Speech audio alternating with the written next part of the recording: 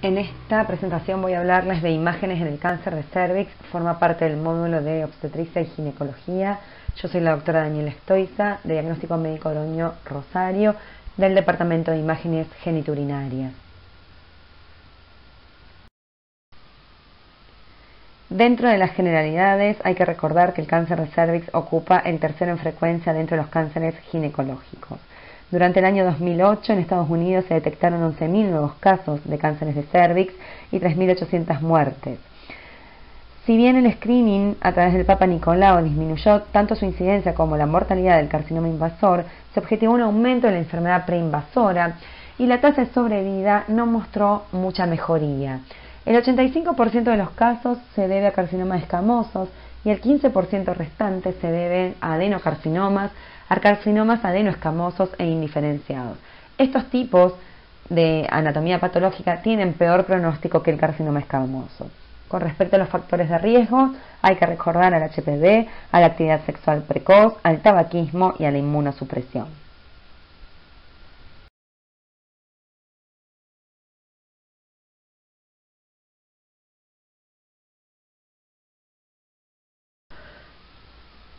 Al cervix se lo divide en dos porciones, una porción intravaginal recubierta por epitelio escamoso y una porción supravaginal recubierta por epitelio columnar. La unión de estas dos porciones corresponde al orificio cervical externo, que es donde asienta el cáncer de cervix. Hay que recordar que en la medida que aumenta la edad de la paciente, el epitelio escamoso tiende a recubrir al columnar y por ende producirse una migración craneal de la unión escamoso-columnar. Y es por eso que en mujeres jóvenes el cáncer de cervix tiene crecimiento exofítico, mientras que en las mujeres de mayor edad tiene un crecimiento de tipo endofítico.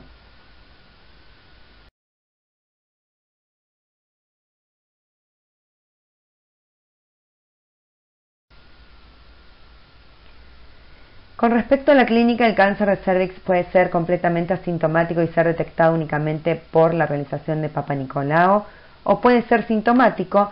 Dentro de estos síntomas se incluyen al sangrado intermenstrual o poscoital o incluso posmenopáusico, al dolor cuando el cáncer ya produce compromiso en la pared pelviana o uropatía obstructiva, hematuria cuando hay compromiso ureteral o vesical y síntomas intestinales cuando hay compromiso rectal.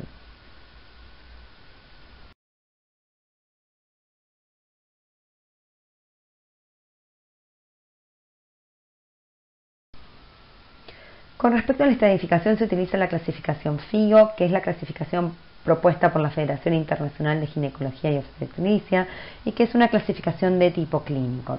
En esta se incluye una evaluación física bajo anestesia, la cistoscopía, la proctoscopía, el uranoma excretor, el colon por enema y la radiografía de tórax. El problema de esta estratificación es que tiene una baja eficacia diagnóstica, ya que tiene una evaluación muy limitada de aquellos criterios que son pronósticos para el cáncer de cervix, como ser el tamaño del tumor, si hay o no compromiso ganglionar, parametrial o de la pared pelviana. Es por eso que en realidad en la práctica clínica se usan los hallazgos de la toma y la resonancia, pero estas metodologías diagnósticas no están incluidas dentro de la clasificación FIGO debido a los altos costos, a que la disponibilidad es muy variable y también hay una gran variación interobservador.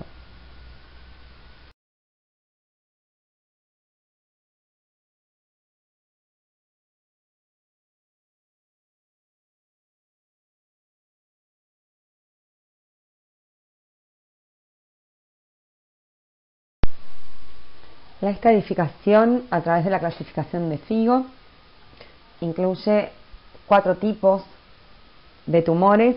El tumor 1, que es el carcinoma estrictamente confinado al cervix. El tumor en estadio 2, que es el que hay extensión más allá del cervix, pero no a las paredes pelvianas ni al tercio inferior de la vagina. El tipo 3 es cuando ya se extiende hacia la pared pelviana, al tercio inferior de la vagina o incluso causa hidronefrosis secundaria. Y el tipo 4 es cuando hay extensión más allá de la pelvis menor o involucra a la mucosa tanto de la vejiga como del recto. En esta diapositiva estamos viendo una correlación entre la categoría TNM y el estadio FIGO. Es muy similar a lo mencionado previamente, pero incluye en esta nueva categorización el compromiso o no de las estructuras ganglionares a través del sistema N y el compromiso o no de metástasis a distancia a través del sistema M. En realidad, lo más importante de la estadificación es tratar de discernir entre enfermedad temprana, que incluye los estadios 1 y 2A, los cuales van a ser posible el tratamiento quirúrgico con o sin radioterapia, de la enfermedad avanzada, que incluye a los estadios 2B a 4, que en realidad el tratamiento va a ser con radioterapia, con o sin quimioterapia, y que excluye el tratamiento quirúrgico.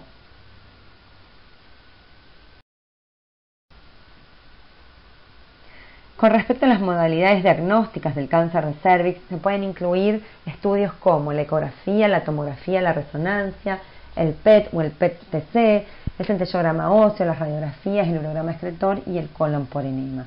Hoy por hoy, los dos estudios más utilizados son la tomografía y la resonancia.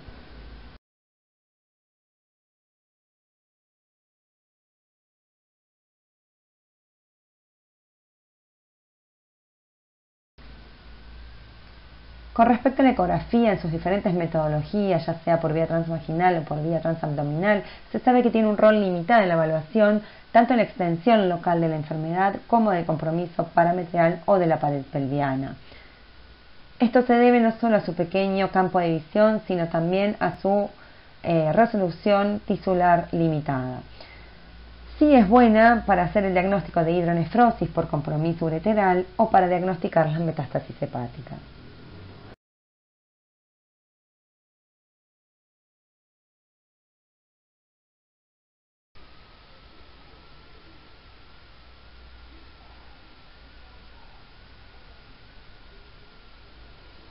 En esta imagen estamos viendo una ecografía transvaginal con un corte sagital del útero donde se objetiva compromiso de la cavidad endocervical con extensión hacia la región ísmica.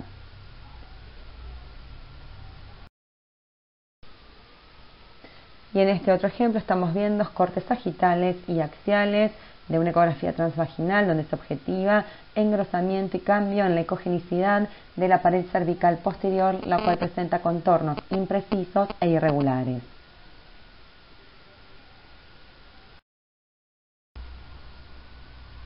Con respecto a la tomografía, también tiene un rol limitado en la evaluación de la extensión local del cáncer de cervix temprano, ya que no presenta el suficiente contraste tisular para distinguir el tumor del cervix normal y del tejido parametrial.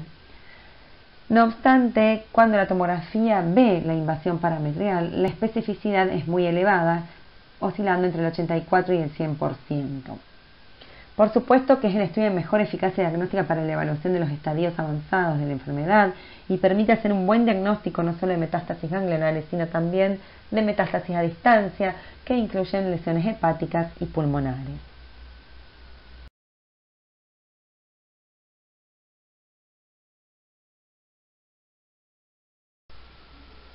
En este ejemplo estamos viendo una reconstrucción en el plano sagital de una tomografía multidetector en una paciente con diagnóstico de carcinoma de cervix, evidenciándose únicamente por tomografía un leve menor realce de dicha porción uterina con respecto al resto, sin poder evidenciar claramente cuál es el tumor y cuál es la pared cervical convencional.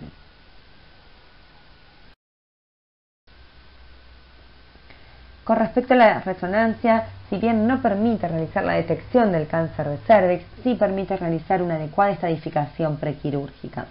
Y esto se debe a que es el estudio que tiene mayor contraste tisular, presentando una eficacia diagnóstica en la estadificación que oscila entre el 76 y el 91%, en contra del 79% de la estadificación FIGO. Si los estadios son 2 o más avanzados, la eficacia diagnóstica de la resonancia es del 74% versus el 53% de la estadificación FIGO.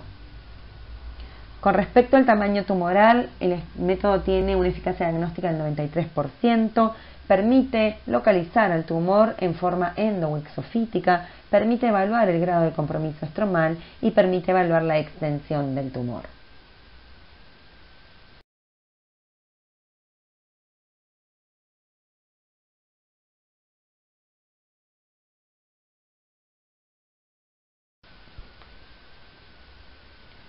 La forma de evaluar al cérvix es con una secuencia T2 morfológica de alta resolución, tanto en los planos axial, coronal como sagital.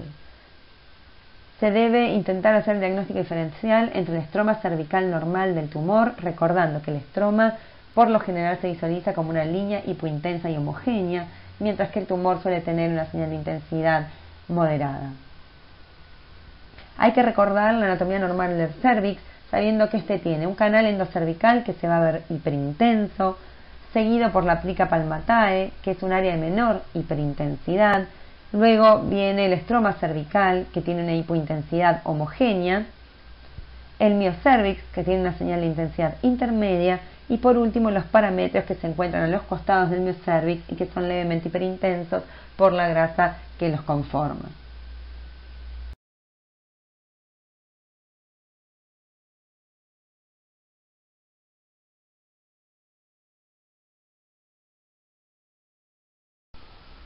En esta diapositiva estamos viendo cortes de resonancia magnética en secuencias T2 en los planos sagital, axial y coronal de un cuello uterino normal, donde se visualiza en el plano sagital el canal endocervical, el cual es hiperintenso, seguido por la plica palmatae, que tiene una señal de intensidad intermedia. Luego se objetiva el anillo fibroso de seguridad, que es una línea hipointensa y continua. Y por último el miocervix, que tiene una señal de intensidad intermedia. Lo mismo podemos evaluar en el plano axial, donde se objetiva la plica palmatae, el anillo fibroso de seguridad hipointenso y continuo, el miocervix de señal de intensidad intermedia y los paramétrios hiperintensos a los lados del canal cervical. En el plano coronal estamos viendo el canal endocervical, la plica palmatae y el anillo fibroso de seguridad hipointenso, lineal y continuo. Con respecto al estadio 1, es aquella enfermedad que se encuentra confinada al útero, siendo el estadio 1A enfermedad microinvasiva, no pudiéndose ver tumor macroscópico y por ende no pudiendo ser diagnosticado por resonancia, únicamente por anatomía patológica. Mientras que el estadio 1B hay una enfermedad que sí es visible por resonancia, el tumor se va a distinguir hiperintenso, a diferencia del estroma cervical, que se va a encontrar intacto y que se va a visualizar como una línea hipointensa, continua y homogénea. Hay que tener en cuenta que en algunos casos podemos ver un pseudo compromiso de este estroma cervical por edema, y esto va a generar falsos positivos de estadio 2B. En ningún caso hay compromiso parametrial ni vaginal, y sí es importante determinar el tamaño del tumor, porque esto es factor pronóstico, sabiendo que cuando miden menos de 4 centímetros corresponden a estadio 1B1, mientras que si miden más de 4 centímetros corresponden a estadio 1B2.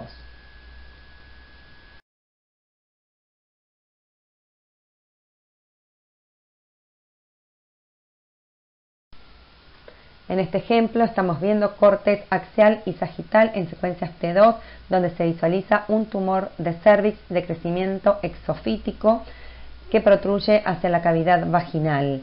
Y sabemos que se trata de una mujer joven porque se visualiza un embarazo en curso. A diferencia de esta paciente, donde se ve un tumor que ocupa la luz del canal endocervical, que tiene una señal de intensidad intermedia, tanto en el plano coronal como en el plano sagital, pero que presenta un anillo fibroso de seguridad respetado.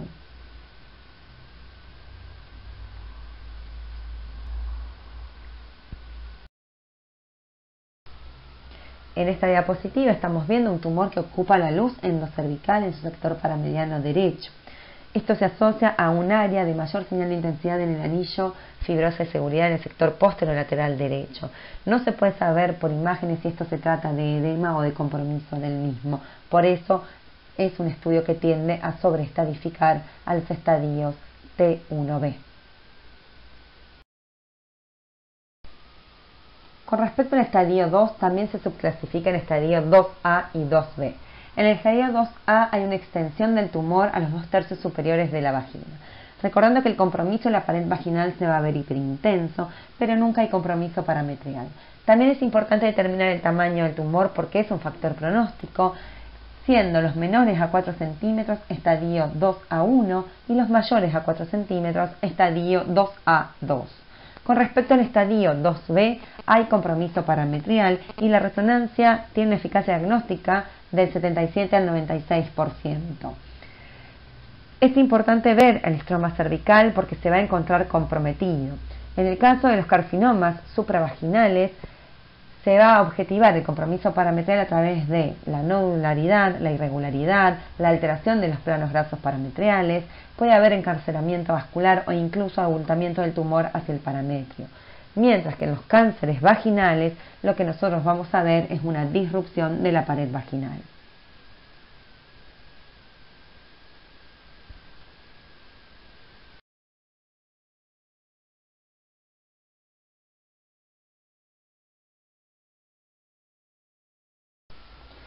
En este ejemplo estamos viendo en el plano axial y coronal el tumor a nivel cervical que protruye hacia la cavidad vaginal, comprometiendo el tercio superior de la vagina, pero con anillo fibroso de seguridad respetado. Y en este ejemplo estamos viendo un tumor cervical que compromete todo el espesor miocervical con ausencia total del anillo fibroso de seguridad. Y en el plano sagital además se visualiza disrupción de la pared vaginal superior con compromiso de la misma por extensión tumoral. Además se visualizan adenomegalias ilíacas externas bilaterales.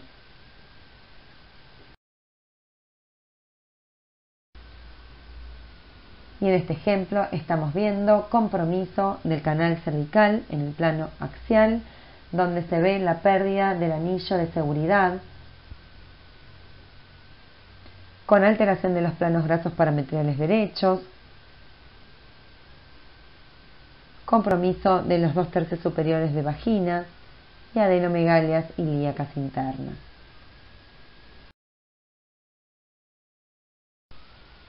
Y en este ejemplo estamos viendo en el plano axial y en el plano sagital el compromiso del canal cervical con expansión del mismo, disrupción del anillo fibroso de seguridad y compromiso del parametrio derecho.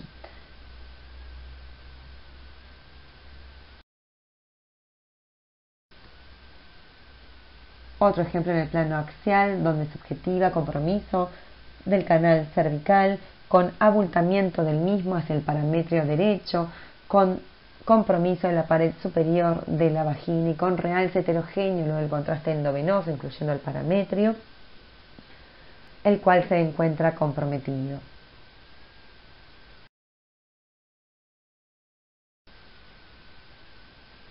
También podemos ver un compromiso del canal cervical en el plano axial que protruye hacia la región vaginal y que en el plano coronal vemos cómo abulta hacia el parametrio izquierdo, comprometiéndolo y asociándose a adenomegalias ilíacas externas izquierdas.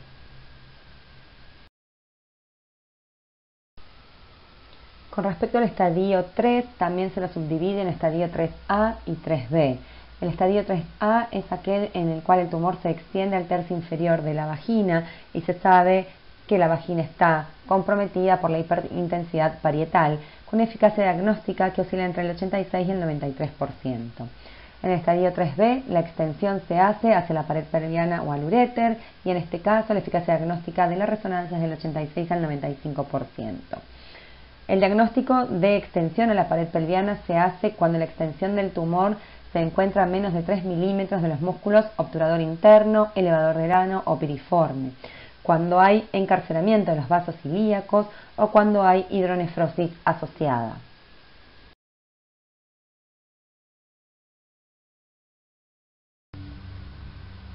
En este ejemplo estamos viendo un gran compromiso del canal cervical en el plano axial y en el plano sagital que incluye los 2/3 inferiores de la pared vaginal y una adenomegalia con importante necrosis interna a nivel de los vasos ilíacos externos.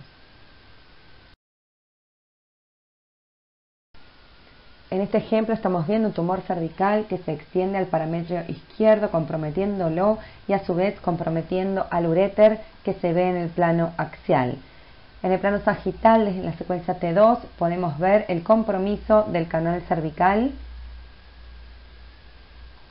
Y en la secuencia T1, luego del contraste endomenoso, vemos como el área tumoral presenta menor realce que el resto de las paredes uterinas. En cuanto a la uroresonancia, se puede ver el compromiso del sistema excretor izquierdo en su tercio inferior con un stop abrupto y la hidronefrosis suprayacente.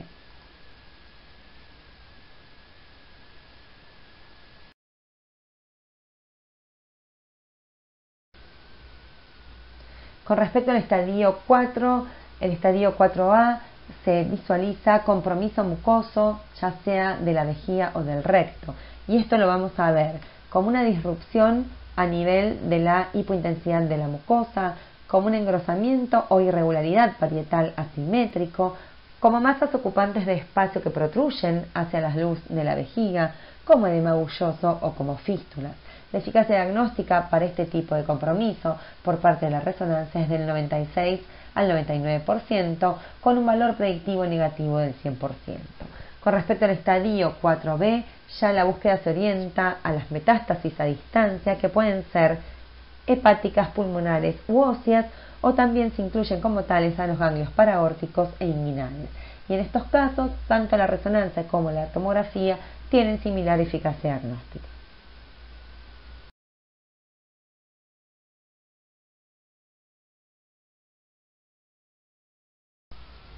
En este ejemplo, en el plano sagital, estamos viendo compromiso del canal cervical con extensión a la pared vesical, la cual se presenta hiperintensa e irregularidad. En el sector posterior estamos viendo disrupción de la pared hipointensa rectal.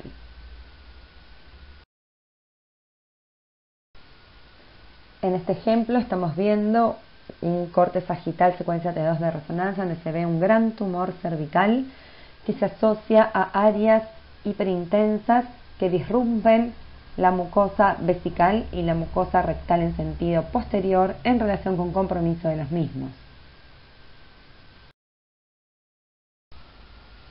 Cabe mencionar la resonancia magnética con scan dinámico que puede realizarse para evaluar el cáncer de cervix, donde se pueden ver tumores cervicales de pequeño tamaño que realzan precozmente y tumores cervicales de gran tamaño que presentan necrosis pero que demuestran realce en anillo. Este tipo de estudio tiene mejor eficacia diagnóstica para la detección del tumor, para ver el grado de invasión estromal parametrial y vesical y para evaluar la posibilidad de recurrencia local.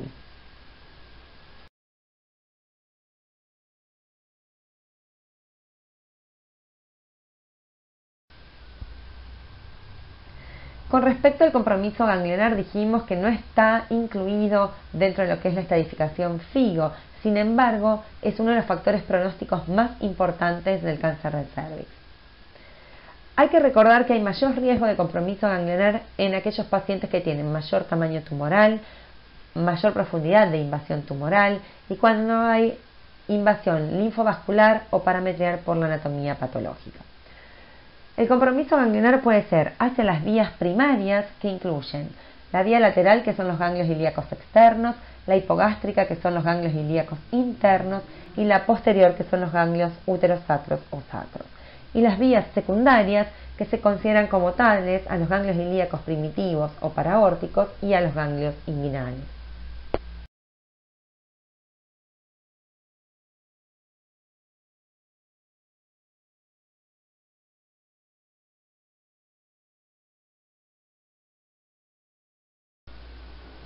En estas resonancias, en el plano axial, estamos viendo las vías primarias de compromiso ganglionar, identificándose ganglio ilíaco externo, ganglio ilíaco interno y ganglio uterosacro. En este otro ejemplo estamos viendo el compromiso de los ganglios por vía secundaria, objetivando adenomegalia paraórtica izquierda, adenomegalia ilíaca primitiva o adenomegalia inguinal. Con respecto al compromiso ganglionar y la tomografía y la resonancia, hay que recordar que las eficacias diagnósticas de estos métodos son similares, oscilando entre el 83 y el 90% la tomografía y el 86 y el 90% la resonancia. La especificidad de los dos métodos es muy elevada, alcanzando el 93%, y la sensibilidad oscila entre el 24 y el 70%. Lo que sí se sabe es que si hay estructuras ganglionares que presentan necrosis central, esto es altamente sospechoso de compromiso secundario y los métodos alcanzan un valor predictivo positivo del 100%. Tanto la resonancia como la tomografía se guían para el diagnóstico de ganglio comprometido por el tamaño, siendo sospechosos de secundarismo aquellos que miden más de 1 centímetro en el eje corto. Pero este corte no permite hacer el diagnóstico diferencial fehaciente entre ganglios reactivos, que están aumentados de tamaño, o ganglios que presentan tamaño normal pero que tienen micrometástasis.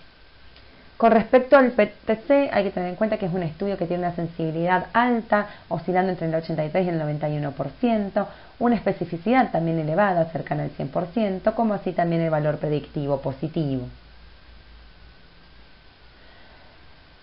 Hay que tener en cuenta que es la modalidad diagnóstica de elección porque permite tomar decisiones terapéuticas y permite determinar el pronóstico de la paciente.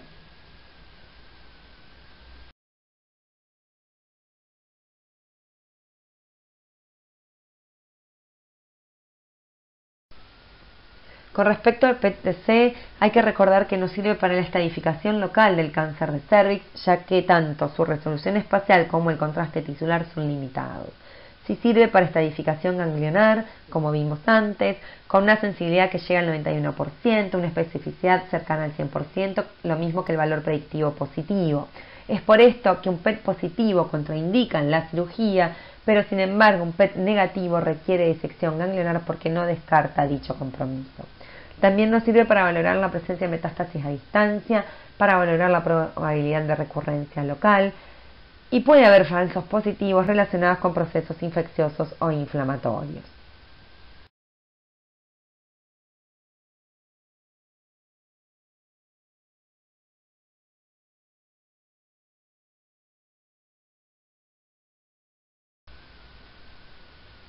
En este ejemplo estamos viendo groseras, adenomegalias a nivel retroperitoneal, a nivel pelviano e incluso metástasis hepáticas.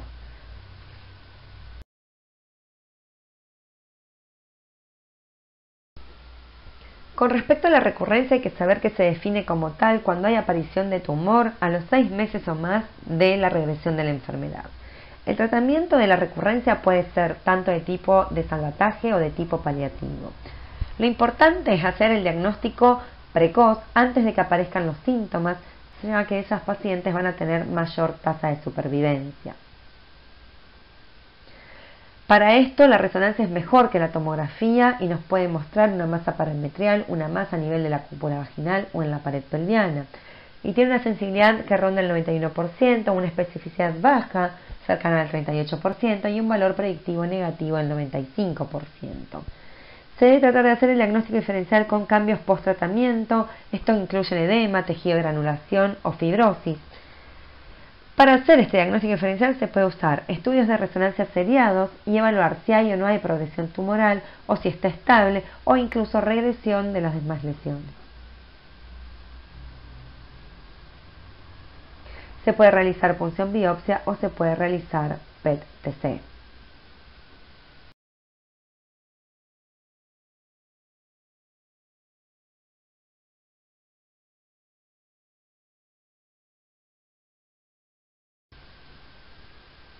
En este ejemplo estamos viendo una masa de contornos espiculados, sólida, que está ocupando la loge quirúrgica y que está comprometiendo al uréter derecho, produciendo hidronefrosis, vista en el plano sagital y vista en la secuencia de uroresonancia.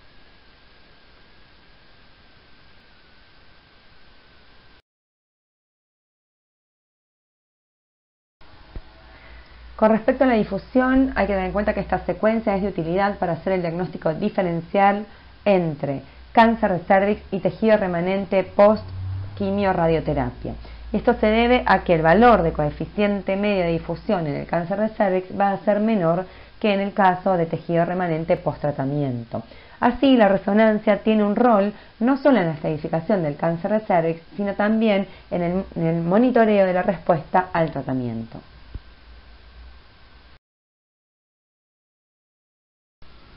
En esta diapositiva es una paciente que ya estaba operada de un cáncer de cervix y donde se objetivaron dos pequeñas imágenes noduliformes en relación a la pared anterior vaginal, las cuales eran espontáneamente hiperintensas en secuencias de difusión y que eran hipointensas en el mapa ADC con coeficientes de difusión bajos, indicativos de recidiva local.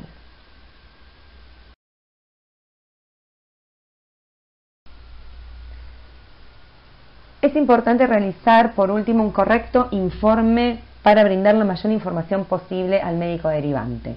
Hay que incluir determinada información como el tamaño tumoral, tanto en sentido axial como en el sentido cráneo-caudal, la extensión del tumor en sentido superior e inferior, destacando cómo se encuentra el cuerpo del útero, ya que si bien esto no cambia el estadio del tumor, sí actúa como factor pronóstico. Y cómo se encuentra la vagina, recordando que si está comprometida los 2/3 superiores, va a ser un estadio que se empeora si está comprometida el tercio inferior de la misma. También hay que describir el estado del estroma cervical, sabiendo que si el mismo se encuentra intacto, es improbable que haya compromiso parametrial con una especificidad del 100% y un valor predictivo negativo que oscila entre el 94 y 100%. Pero si el estroma se encuentra con disrupción completa, la especificidad del método es menor, como así también el valor predictivo positivo, que solo alcanza el 50%. Hay que destacar en el informe si hay o no compromiso parametrial, como así también el compromiso ganglionar. Si bien, como dijimos antes, el compromiso ganglionar no cambia el estadio, sí actúa como factor pronóstico, y recordar que es importante describir si los ganglios presentan necrosis o no, ya que si lo hacen, el valor predictivo positivo para el secundarismo a dicho nivel es del 100%.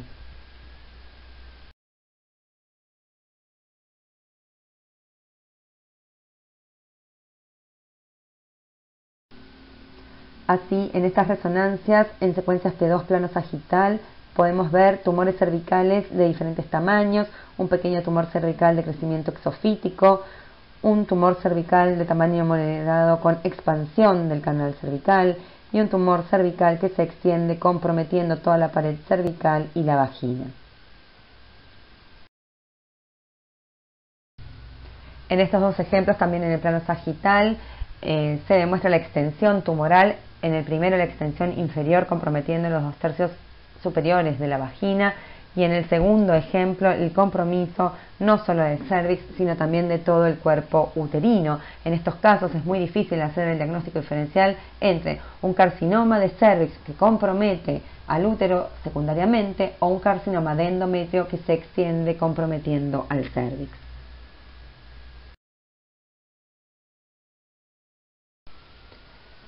En esta diapositiva vemos dos resonancias magnéticas en el plano axial, una mostrando un tumor que crece hacia la luz cervical respetando el anillo fibroso de seguridad y otro tumor grosero que expande al cuello uterino con disrupción del anillo fibroso de seguridad y extensión hacia el parametrio.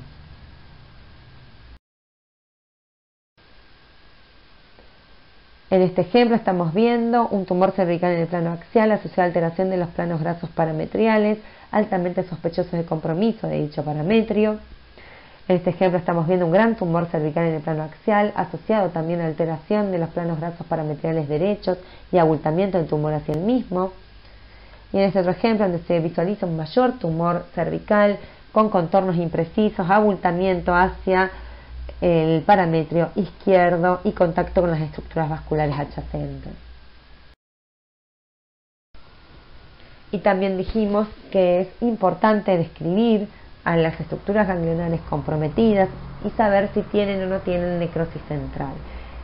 En estos dos cortes estamos viendo secuencias T1 con supresión grasa y material de contraste donde se objetivan adenomegalias que presentan necrosis central y que por ende son altamente sospechosas de compromiso ganglionar de tipo secundario. hemos llegado al final de esta charla. Ante cualquier duda, por favor consúltenme a mi email, que es daniela.estoiza@diagmedico.com. Desde ya, muchas gracias por la atención.